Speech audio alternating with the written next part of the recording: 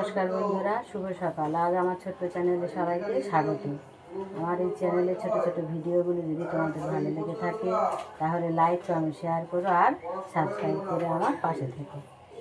আজ আমি তোমাদের যেটা শোনাবো, দেবী পার্বতী তুলসী দেবীকে পুজো করছে।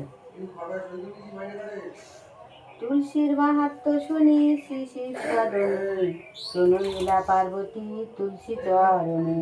তুলসী মঞ্চ পাশে করিয়া গমন, প্রত্যহ করেন উমা তুলসী পূজন।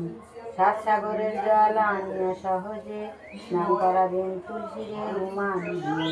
প্রতিদিন বসি যোগী তুলসীর মূলে, করেন শ্রীহরি পূজা মন কুতূহলে।